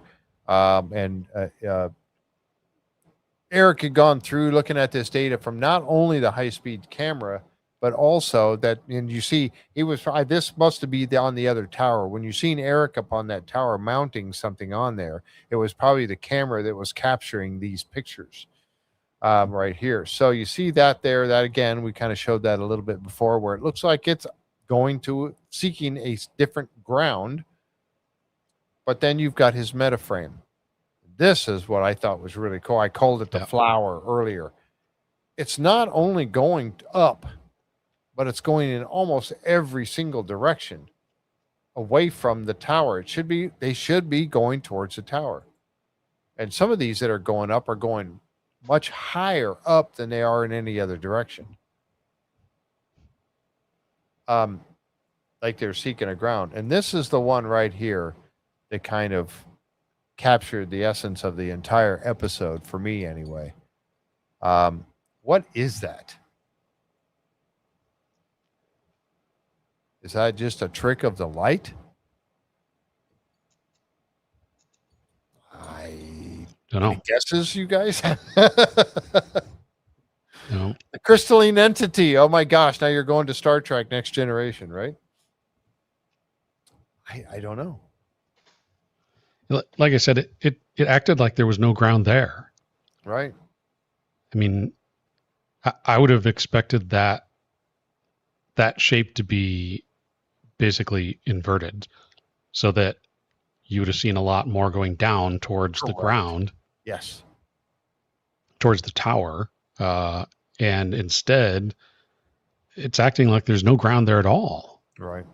There's not enough that looks like, not enough of those look like they're hitting the ground to, even if that tower wasn't truly grounded, it's bolted onto a block of concrete, a foundation that goes down into the ground. Correct. So you don't, even if there wasn't a copper wire or a copper rod or something that was grounding it, it would still be a better path to ground than the air would. And it's acting like it's not even there. Well, and what's going on lower right, which I've never noticed until this moment. Well, when I saw that, he's talking about this down here. Yeah. You know, I thought that was because his metaframe. I thought maybe that was a flight of a drone or something there. Maybe. I don't know. Further back in the distance. Yeah, it could be a little bit. Yeah. I'm not sure. But you see that cloudy area too. I mean, what's that all about? Oh, wait a second. If that was a drone, the pilot was on shrooms. Seriously. Oh, no, I get it. Yeah. Look at that. Who's flying that sucker? Oh, goodness. Interesting. Yeah. I don't know. I did see that too, and I wasn't sure what to make of it. I thought, well, yeah. Yeah, they didn't mention it, so yeah, usually that means they know what it is. So yeah, I don't know. maybe not. Yeah, maybe not. But this is fascinating to me, and so many different perspectives we're looking at it. Yeah, it does look like a GPS tracker, of course. Yeah, I don't know, but um, yeah, but they should be. You would think that the majority of those that are going up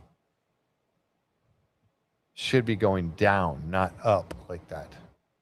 You know, the one thing that they didn't do that I wish they had is talk to the guy that built these. Yeah, because it's always good to hear the expert say this, like they did with the guys that did the smoke rings. Mm-hmm. When they were immediately befuddled when they didn't get a smoke ring. They're like, this always makes a smoke ring. Yeah, and it didn't make a smoke ring. They didn't talk to that guy. That would have been good to just kind of help, set the expectation of this is normal, this is not normal. I've never seen this before, or that's just what you usually get. Yeah, would have been helpful. Yes, exactly. He said it will arc back towards you sometimes too. If you're standing on the ground, I would imagine, like Caleb was. You saw a few that were kind of heading towards him, but none that really got that close to him. But as he was doing, and I wish I would have captured. I thought about it later. I thought, I should have captured a little bit of the video of showing it when it's arcing, because that was really interesting to watch it happening. But again, that right there, man, I don't know. Is that the anomaly that they've been looking for? Did this help to light it up in some way? Mm-hmm. Are those little, and seem, that one picture that I showed of Caleb, you can see kind of a cloud, and that wasn't a high-speed camera, the one that Caleb had. Let me see if I can get that back up. You can see a little bit of like cloud residual. Let me see if I can get back there. This one here. Here it is here. Is that a residual light, this here? This cloudiness, and this one going up? I think it is, because of the camera that's being used in this. Yeah, infrared camera. Yeah. So it's a faint previous light that was there. Yeah. Going off. But why isn't the artifact that's so interesting in the one image not in the metaframe image that you have before it that looks like a flower? Right. Yeah. It's not in that picture. Yeah, it's not there. But it is there. But it's there. Yeah. I don't know. So is that the anomaly? It's something. And if it's not the anomaly, I sure as hell don't know what it is, but there's something there. Yeah. I mentioned this a while back, talking about the fact that, these guys are getting closer and closer to being able to identify and see this thing, at will. Now, we still don't know if it's happening. Is the anomaly there all the time? It doesn't seem like it is. When they start doing their experiments and they're poking the hornet's nest, does it show up? It kind of seems like it does. And they're finally finding ways to make it appear. So you got to keep working that angle to try to get it to see what they can do to make it finally show up. Now, all right, so let's go to another interesting experiment that they did. Let me get these pictures back to order here. Another interesting thing that they were working on in this particular evening was, again, including Mr. Pete Kelsey. Cameron showed up with the helicopter, and they were doing some different LiDAR work. There's Cameron and Pete and the gang get ready to go up. And now this is one of I think, was this from your terrestrial laser scanner that was showing the? Yes. Yeah. Yep. And I'm assuming that these things are the Mesa back here, these kind of higher lines. Yes. Okay. All right. Thank you. Yep. But this stuff down here, these are point cloud points that should not be underground. Huh? Underground. underground, which we talked about before, is See, Pete, not the possible. LiDAR can see underground. It's right there. What? Just shoot it at the mesa and tell us what's in there. Come on. Yes, Pete, come on. You got that. I'll get right on that. So as we know, the LiDAR, is not supposed to see underground. Now that is with this unit right here, the Faro Focus. This is our terrestrial laser scanner that Pete brings aboard out here to the ranch. That did capture that. He's captured many others. Only here, right? Only at Skinwalker Ranch do you see though that like many of that point cloud showing underground, which it's not supposed to be able to do. Here he is rigging up the SLAM scanner on the rail of the helicopter and going out and doing some stuff. Yeah, I was talking about. It felt like there wasn't enough duct tape on that, Pete. You made me nervous. The shot. There was a shot. There was a shot where they showed underneath the helicopter, and you could see that thing bouncing. Yes, the scanner was fine because it's kind of like a gimbal, right? But the thing was sitting there wobbling. I'm like, here. Please tell me that hold. Right, duct tape, Velcro, baling wire. You see the there's zip ties. Because that was hair raising, but some off camera stuff when we were doing these flights. Because, we're lawnmower pattern, we're going back and forth. And for one reason or another, we got out of the pattern and had to zip back to the other end of the ranch and come the other way. And the scanner was running the whole time. And I'm watching it thinking, because that thing is really expensive. Yeah. Really expensive. Like a small house expensive. Wow. Okay. And it's typically turning. And I don't know what the speed was, well over 100 knots. And the slipstream is so fast, the motor stopped turning the scanner. Oh, wow. And I'm like, Cameron, back off. Scared the hell out of me. Yeah. Yeah. I can't imagine. I know all this kind of equipment, especially the LiDAR stuff that you have, multispectral and all of that kind of stuff, has got to be. Not to mention all the drones that are sitting on the shelf behind you, how much all this kind of stuff costs. But you would have to think that SLAM scanner is pretty pricey piece of technology there. But an amazing tool, from the beginning. From the beginning. And this was, this is sitting around with the guys. It's like, well, what else could we do with it? Mm-hmm. Could we mount it to the helicopter? Yeah, we could. Well, how would we do that? We all put our heads together and, I have this pole, we use to stick the scanner down into holes and stuff with. We could rig it up to one of the skids and pray. And pray. Well, I think things turned out okay. You must have been able to, recover it and everything good there, I would hope. But, there you are in the helicopter getting ready to start your flight and go around and do everything and flying back and forth. Now, it was my understanding from the episode that you were going back and forth at different altitudes, correct? You were like doing, you weren't really doing like a lawnmower pattern, but you were going back and forth and then raising elevate. How high did you actually go at one point? Do you remember that? I know this was a year ago, but I don't remember. I want to say either 1,000 feet or 1,500 feet. Okay, cool. But that's a guess. Don't hold me to it.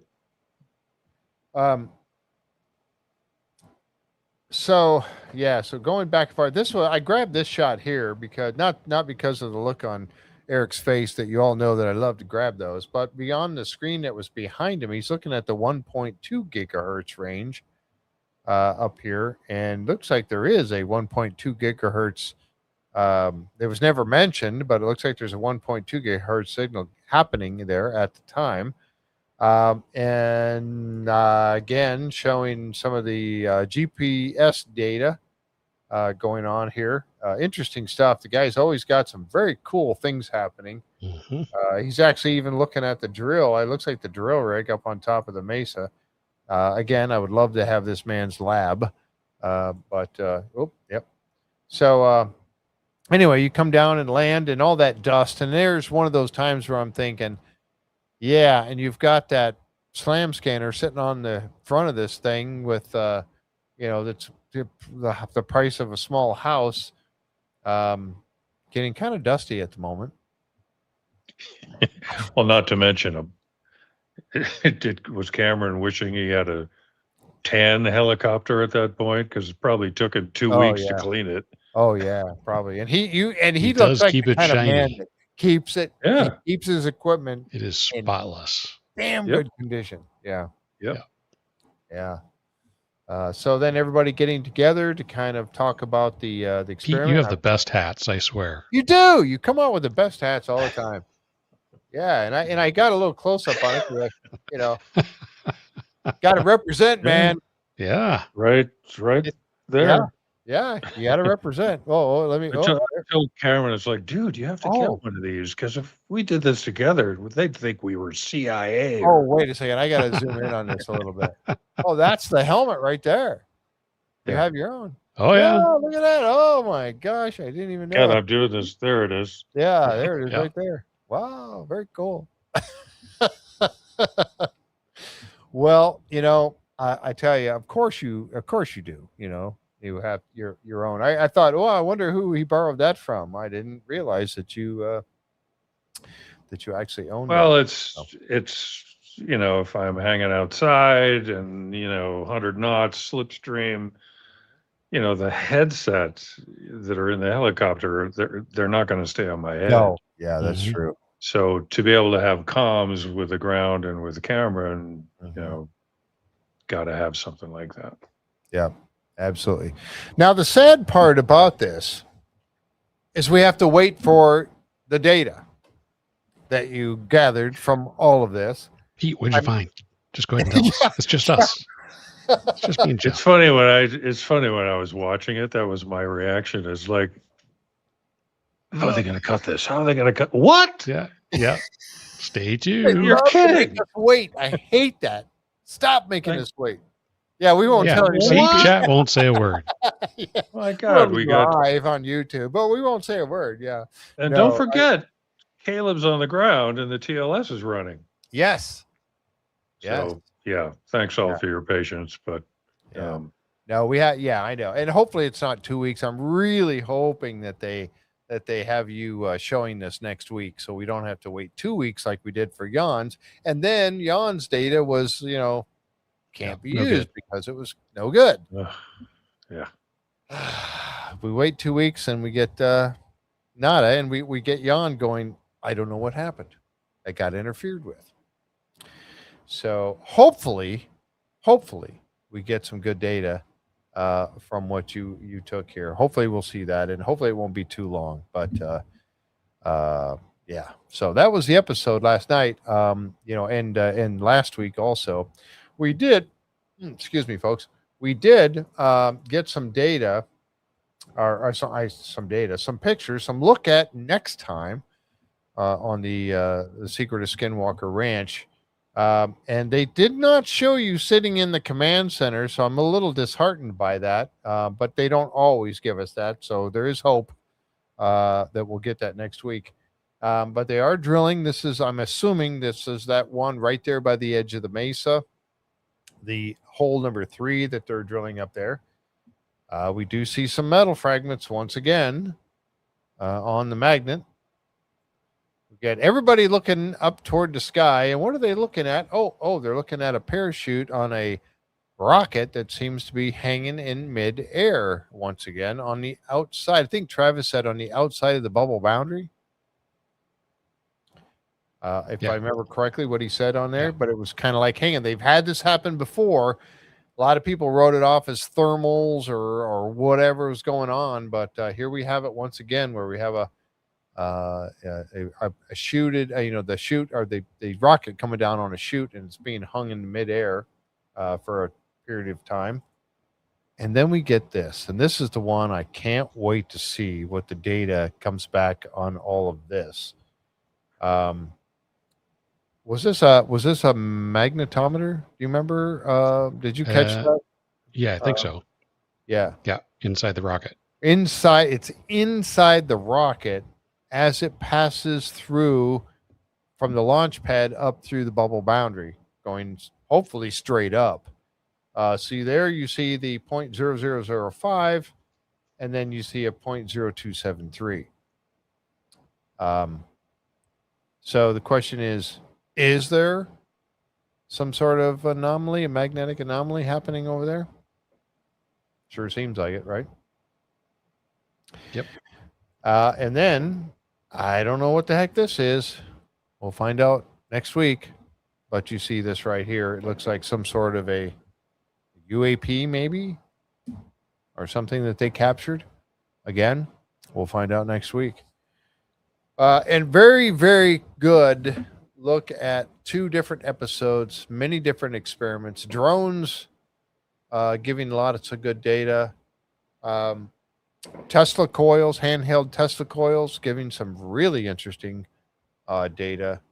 And yeah, we're going to have to wait and see what Pete brings to the table from his LiDAR. We have great expectations, Pete. We have great expectations, Pete. Excellent. So hopefully you'll be around when they, when they show your data and we get to talk to you again. I would love to have you back. I love having you come on the show because you always bring you always bring an education for us, and I just love that. That's what this show is all about. It's about learning. And isn't that funny? Because that's why I'm here, because I get the same from you guys. Yeah. And I'm not kidding. Well, it's like somebody I showed up tonight. It's like, I need to know more about this Tesla coil gun. Yeah. Right? Yeah. So yeah. I'd like to have one, even though it kind of scares me. I know that Craig, Oklahoma Youper, said that it's not the voltage that kills you, it's the amperage. Yeah, I got that, but still, I mean, 300,000 though. Yeah, but there is a point where the volts will kill you too. Yeah, I mean, it's 300,000. Right. There's enough ways to get killed on that property as it is, right? Gosh. Yeah. And yet you keep going back. Well, it's it's got a touch in me, as I've said many times. Yeah. Yeah, exactly. You have to know. I'm at that point, and I know that so many of us that watch this show. Yes, we're getting a great. Kat can hook me up with a Tesla gun. Okay, I just was with Kat, and I gave her a Youper light. By the way, she got it. Well, actually, I shouldn't say I did. Christina did, but we got one from Maya too that we gave to you up in Nova Scotia. So yeah, is that a good trade, Kat? A Tesla gun for that? I wasn't expecting a trade, but I sure take a Tesla gun if you have one. Yeah, Pete is a daredevil. He certainly is. I mean, we've seen him, hanging out of a helicopter,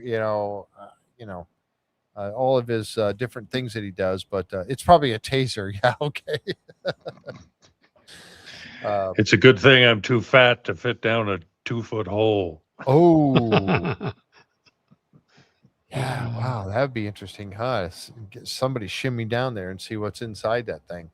Yeah, okay. Yep. Well, folks, that's what we had for you here tonight. And again, I'm sorry you had to wait for 2 weeks to get these 2 episodes, but thank you so very much for hanging out with us tonight. We really do appreciate it.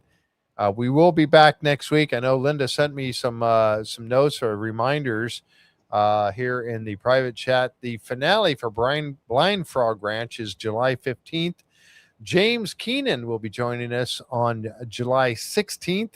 And don't forget that we have Caleb Bench will be joining us next week on our next Wednesday recap or review of episode number 8 with Mike and I. Pete, you're always welcome to come back if you're free. We'd love to have you always. And it looks like the Lunch with Pete for Phenomenon in Utah is sold out. Nice, Oh, Pete. wow.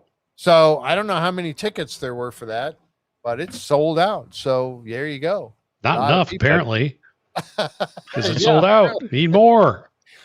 That free beer sign works every time.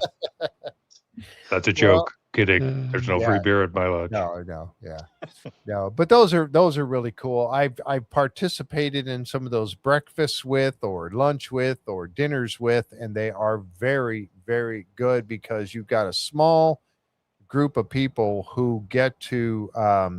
It sold out really quick.